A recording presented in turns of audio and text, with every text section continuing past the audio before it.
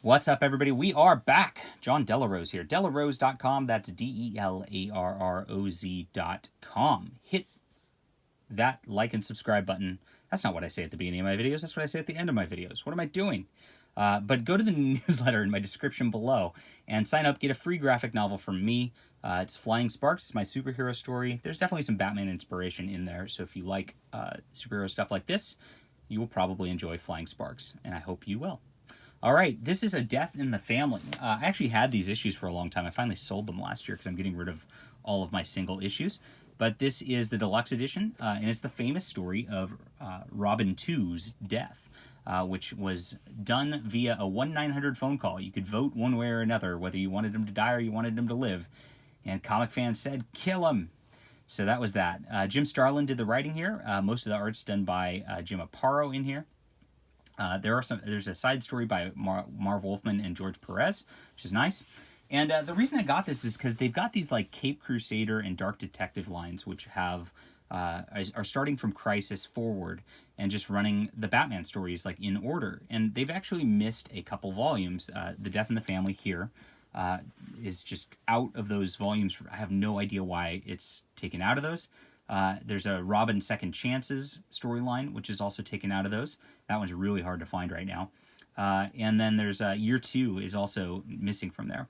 So this pads Death in the Family a little bit because there's a second storyline here. There's Death in the Family, which is 4 issues, and then there's A Lonely Place in Dying, which is a Titans and Batman crossover. And both of these are again left out of those collected editions, which really annoys me.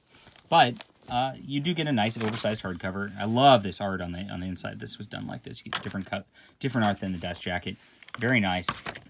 And you get into this cool story.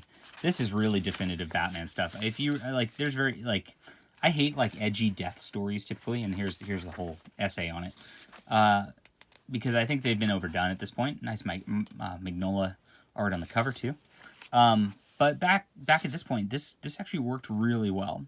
Jim Aparo's art is just, this is what I want Batman to look like. You know, I don't want it to be too dark.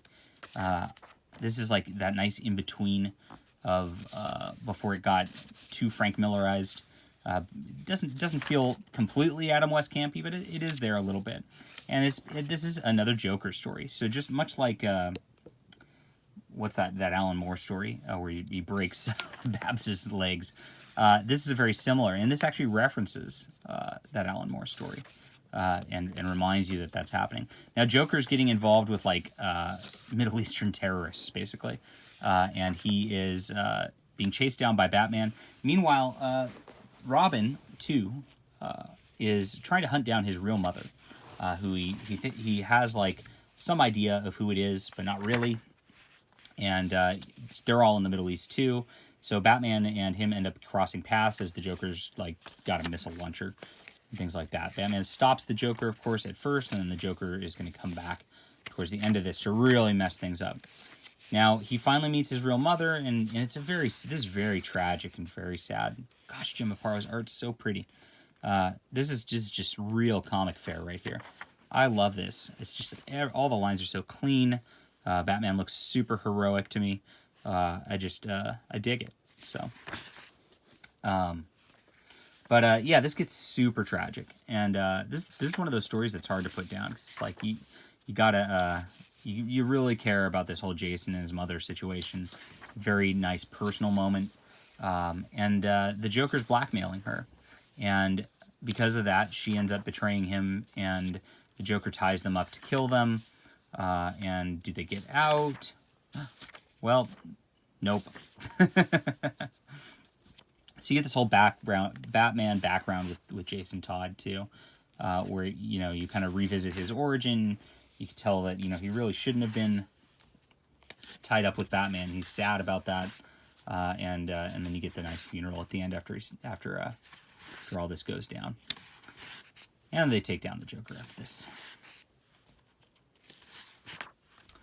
Very cool stuff. Wonderful storyline.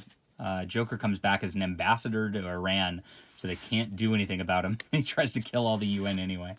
Oh my gosh, that was a silly little... This is a really silly trope.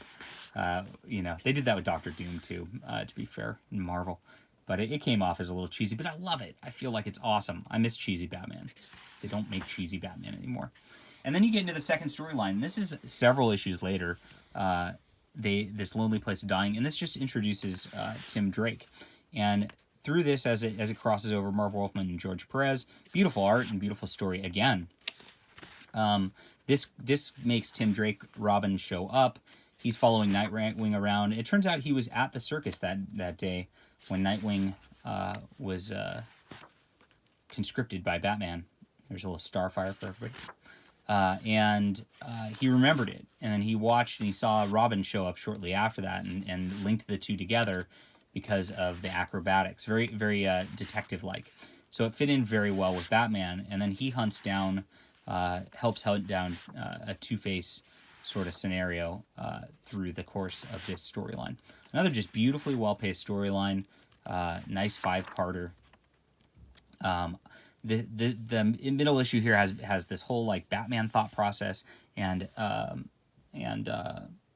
Two-Face thought process and side by side on the pages. So you get this nice regular comic of Tim Drake and Nightwing doing their thing, and then you get this Batman and Two-Face in their similar processes on the other side.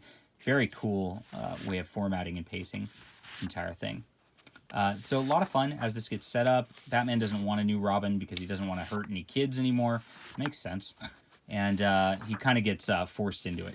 Forced into accepting that there's going to be a new Robin. But Tim Drake does a really good job and, of course, is indispensable to Batman here. And that is the moral of the story. The end.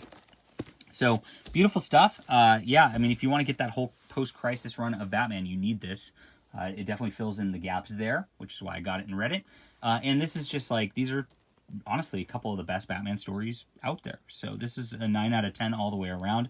Highly recommend this for anybody who wants to check out or read Batman. And that's it. The end.